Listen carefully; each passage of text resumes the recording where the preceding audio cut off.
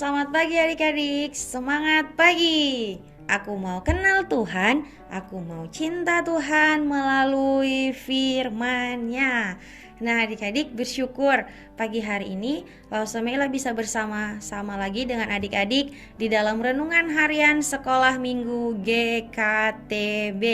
Nah adik-adik, sebelum kita merenungkan firman Tuhan, mari kita berdoa. Tuhan Yesus, kami bersyukur pagi hari ini kami kembali lagi boleh bangun. Kami bersyukur untuk penyertaan Tuhan, untuk perlindungan Tuhan bagi kami, sehingga kami boleh ada sampai saat ini. Tuhan Yesus, kami akan merenungkan firman-Mu.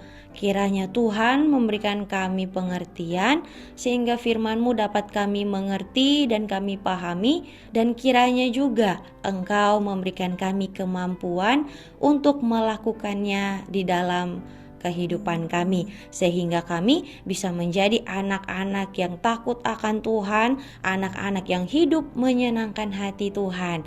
Di dalam nama Tuhan Yesus kami berdoa, amin. Nah adik-adik, hari ini nih kita mau lanjutkan renungan-renungan sebelumnya. Kalau kemarin kita sudah membahas tentang Amnon dan Tamar, hari ini kita akan bahas kembali tentang Amnon dan juga Absalom yang adalah saudara juga. Nah adik-adik, mari kita buka Alkitab kita di dalam 2 Samuel pasal yang ke-13 ayat yang ke-28. Sekali lagi di dalam 2 Samuel pasal yang ke-13 ayat yang ke-28. Adik-adik bisa membukanya di HP-nya masing-masing, dilihat di screen-nya masing-masing, ataupun juga bisa melihat di Alkitabnya. Firman Tuhan berkata, lalu Absalom memerintahkan orang-orangnya demikian, perhatikan, apabila hati Amnon menjadi gembira karena anggur, dan aku berkata kepadamu, paranglah Amnon, maka haruslah kamu membunuh dia. Jangan takut, bukankah aku yang memerintahkannya kepadamu? Kuatkanlah hatimu dan tunjukkanlah dirimu sebagai orang yang gagah perkasa. Adik-adik, di dalam lanjutan cerita ini, kalau kemarin berbicara mengenai bagaimana Absalom marah terhadap Amnon karena Amnon sudah memperkosa adiknya Tamar, bahkan mengusirnya.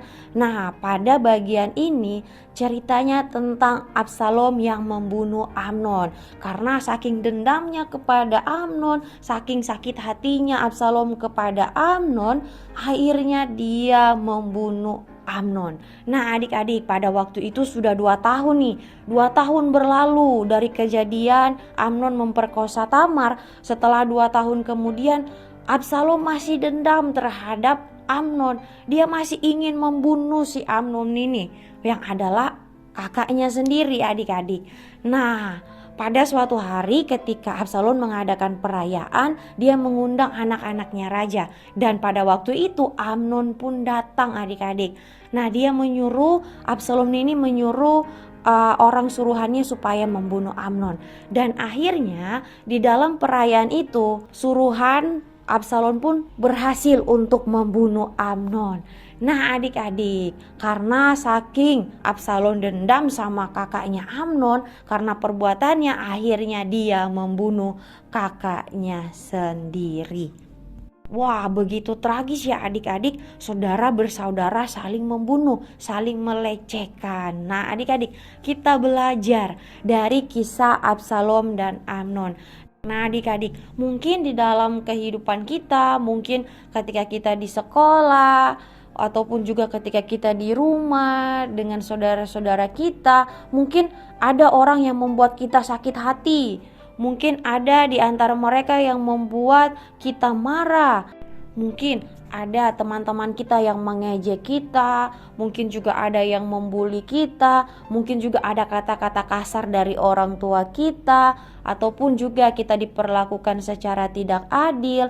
Ataupun adik-adik, mungkin ada koko cece kita ataupun orang-orang terdekat kita yang kita lihat mereka itu dijelekkan oleh orang lain, maka kita menjadi marah, kita merasa kesal, bahkan kita pun seakan-akan ingin membalas. Nah adik-adik, tidak boleh ya. Kalaupun kita merasa marah, kita merasa sakit hati karena perlakuan orang lain kepada kita, maka waktunya kita untuk berdoa kepada Tuhan. Kita berdoa supaya kita bisa mengampuni orang tersebut, sehingga kita pun tidak menaruh dendam kepada mereka melalui pertolongan Tuhan. Nah, adik-adik, rasa dendam itu tidak baik terhadap orang lain, apalagi kalau kita merencanakan supaya kita bisa membalas bisa membalas lebih daripada yang dia lakukan kepada kita. Tidak boleh adik-adik, seperti firman Tuhan yang kita baca pada hari ini. Tuhan tidak senang dengan perlakuan orang-orang yang mendendam dan membalas perlakuan orang lain. Nah, karena apa?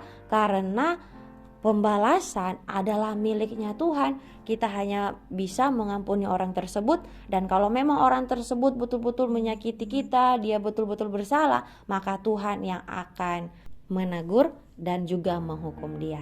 Amin untuk kebenaran firman Tuhan. Mari kita berdoa. Tuhan Yesus, kami bersyukur pada pagi hari ini kami kembali lagi diingatkan oleh kebenaran firman Tuhan untuk tidak menaruh dendam kepada orang lain. Tolong kami Tuhan supaya kami mampu untuk mengampuni, untuk memaafkan orang-orang yang bersalah kepada kami, orang-orang yang sudah menyakiti hati kami, bahkan juga orang-orang yang sudah merendahkan kami. Terima kasih Tuhan. Kami berdoa juga untuk satu hari ini kami akan belajar, kami akan sekolah. Kiranya Tuhan memberkati kami, berikan kami pengertian, berikan kami pengetahuan sehingga kami bisa mengerti apa yang dijelaskan oleh para guru kami. Dan biarlah Tuhan Engkau juga yang akan memberkati papa mama di dalam setiap pekerjaan dan usaha yang mereka lakukan pada hari ini. Terima kasih Tuhan Yesus, kami berdoa. Amin. Nah adik-adik, demikianlah renungan harian kita pada pagi hari ini. Kiranya Tuhan memberkati kita semua, tetap jaga kesehatan dan selamat belajar. Tuhan Yesus memberkati, bye-bye.